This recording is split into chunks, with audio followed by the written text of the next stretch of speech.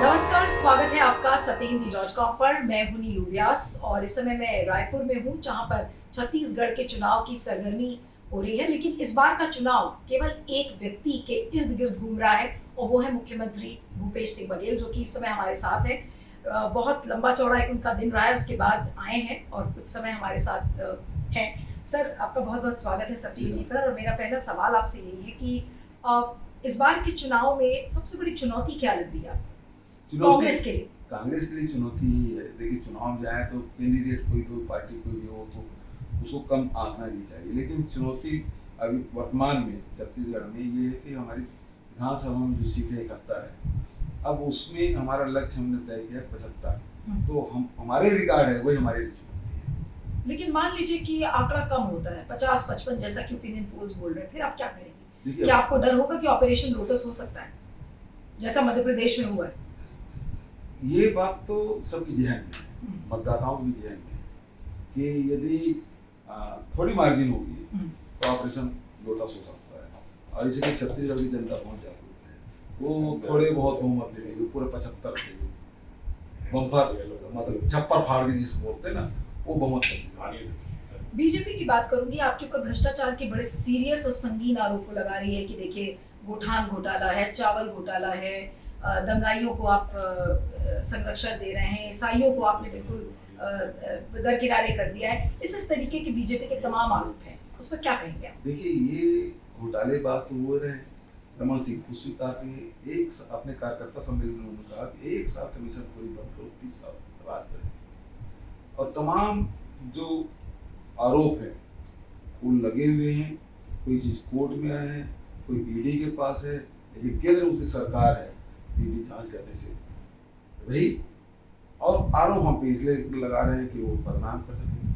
1360 करोड़ के गौठान घोटाला का आरोप लगाते हैं। जब गोबर खरीदी 271 करोड़ को आया तो 1360 करोड़ घोटाला कैसे हो सकता है? तो उसी प्रकार की सारी बातें हैं। और भाई, जहाँ तक कि सांप्रदायिकता की बात है, धर्मांतरण की बात है, तो ये उसमें तो उनकी पीएचडी है, उनकी मास्टरी है, तो उसमें खेलते हैं। लेकिन छत्तीसगढ़ में वो मौका भी नहीं मिला। आपके बारे में ये कहा जा रहा है कि कांग्रेस के पंजे के कद से ज्यादा बड़ा भूपेश बघेल का कद हो गया है, क्या ये बात सही है?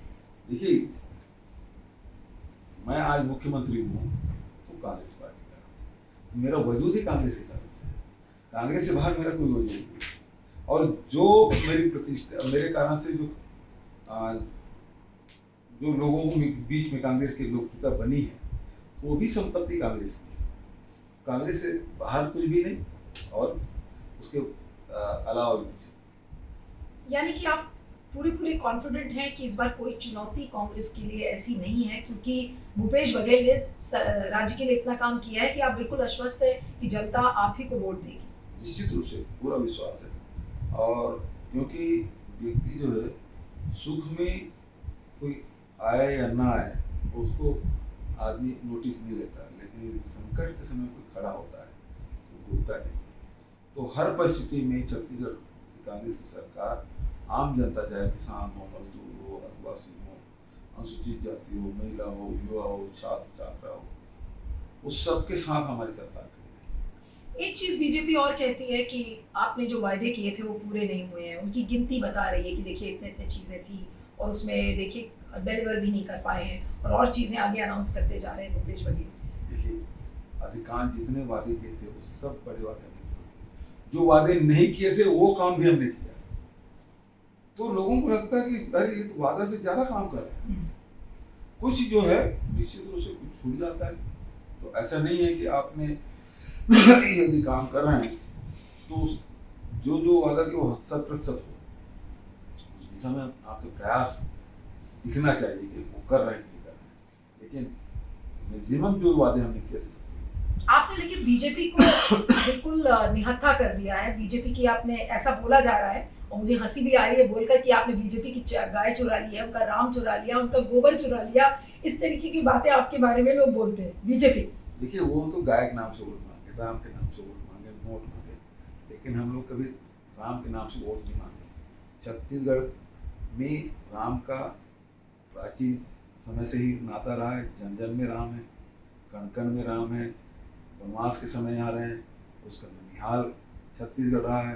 तो ये आदिवासियों के राम हैं, वनवासी राम हैं और सबरी के राम हैं कि यही जो दिखाए थे।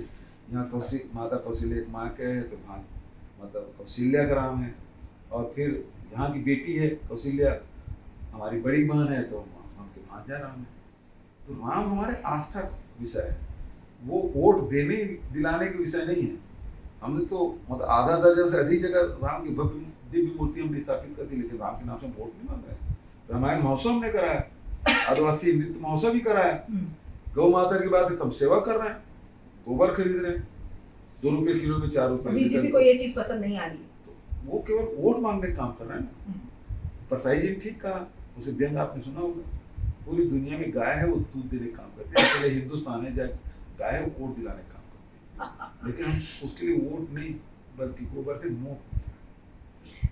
नोट मिल रहा है। और एक आखिरी सवाल, इसके बाद मैं प्रोग्राम को खत्म करूंगी कि आपके बारे में दिल्ली के जो मीडिया सर्कल्स है उस बात को लेकर चर्चा कर रहे हैं। अब आपने इतना कांग्रेस को आगे बढ़ा दिया है कि अब आप प्राइम मिनिस्टर की रेस में आ गए हैं। मान लीजिए कांग्रेस की सरकार भविष्य में बनती है 2024 में, हो सकता है आप प्रधानमंत्री की रेस में, ऐसी बातें लोग कह रहे हैं।